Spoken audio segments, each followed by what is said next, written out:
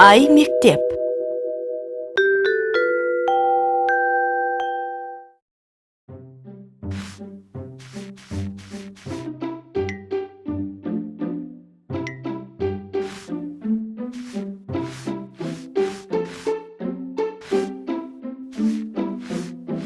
Алан аға,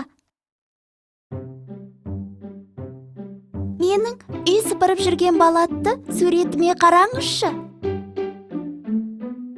Дана, бұл суретіңді үй сыпырып жүрген бала емес, үй сыпырып тұрған бала деп атау керек сияқты. Неге? Себебі суретіңнен ешбір қозғалыс нышаны сезілмейді ғой. Неге? Бала қозғалыс үстінде екендігі оның аяқтарының адымынан білінеді. Ол алдыға жылжып, сыпырып барады. Дана, баланың адымдап тұрғандығы жеткіліксіз.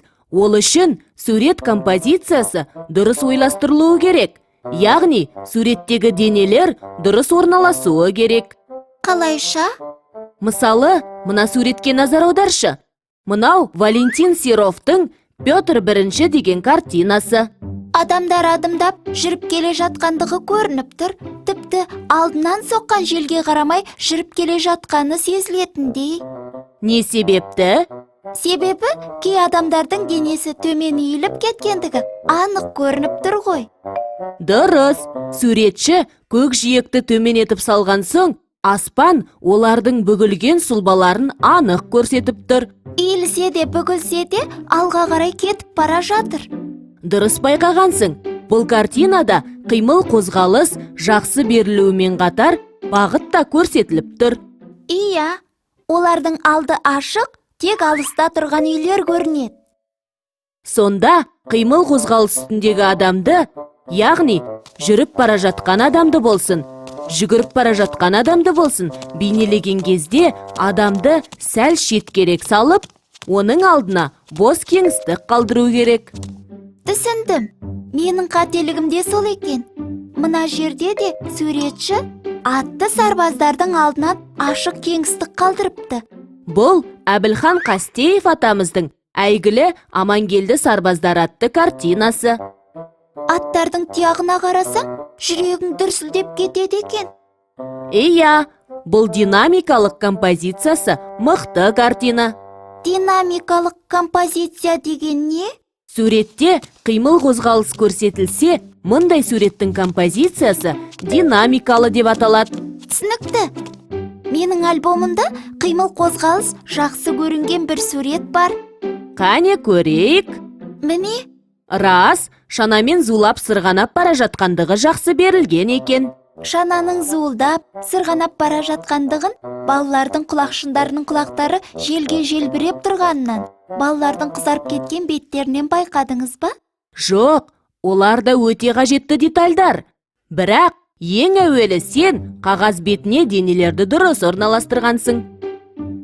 Шананың алдында бос орынды дұрыс қалдырғансың дейсіз ғой. Тек ол ғана емес, бұл жерде қозғалыс әсерін күшейте түскен бір тәсіл қолданылған. Өз суретінде өзім қолданған, бірақ өзім білмейтін қандай тәсіл болды екен? Мына суретке қарап ойланшы. Бұл Валентин Серовтың Европаны ұрлау атты картинасы. Ол да өз картинасында сен қолданған тәсілді қолданған. Ашық композиция пайдаланылған. Бұл да дұрыс. Картинада кеңістік еш нәрсемен қоршалмай, шексіз кеңістік көрініп тұрғандай болса, суретші ашық композицияны қолданады деген сөз. Композицияның ашық және тұйық түрі болады. Тұйық композицияда денелер өзара байланыста болады, және олардың арасында ішінара қозғалыс бар. Бірақ сен де Валентин Серов та қолданған тәсіл бұлар ғана емес. Таба алмадым. Айтыңызшы өзіңіз. Жарайды, айтайын. Сен шананы қағаз бетінде көлбеу сызық бойымен орналастырғансың. Валентин Серов картинасында да бұқа диагональ боймен орналасқан екен. Рахмет. Енді қараңызшы, қимыл қозғалыстағы денені дұрыс орналастыру тәсілін қолданып салдым. Еден сыпырып жүрген баланың алдында бос кеңістік бар. Дұрыс, бірақ әлі де түзететін бір нәрсе бар. Ол не, Алан аға? Сурет үй сыпырып жүрген бала емес, ағасына көмектесіп жүрген қыз деп аталса, жақсы болар еді.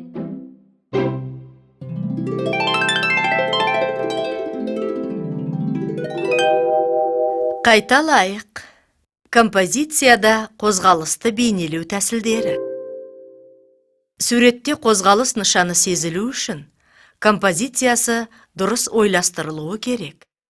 Яғни, суреттегі денелер дұрыс орналасуы керек.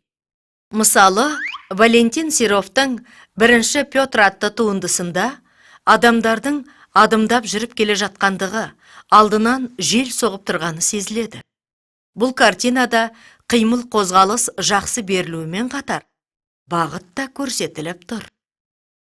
Қимыл қозғалыс үстіндегі адамды, яғни жүріп бара жатқан адамды болсын, жүгіріп бара жатқан адамды болсын бейнелеген кезде, адамды сәл шеткерірек салып, оның алдына бос кеңістік қалдыру керек. Суретте қимыл қозғалыс көрсетілсе, мұндай суреттің композициясы динамикалық деп аталады. Мысалы, Әбілхан Қастеевтің Амангелді сарбаздары деген әйгілі туындысында шауып келе жатқан ат тұяқтарының дүрсілі сезілетіндей. Бұл динамикалық композициясы мықты картина.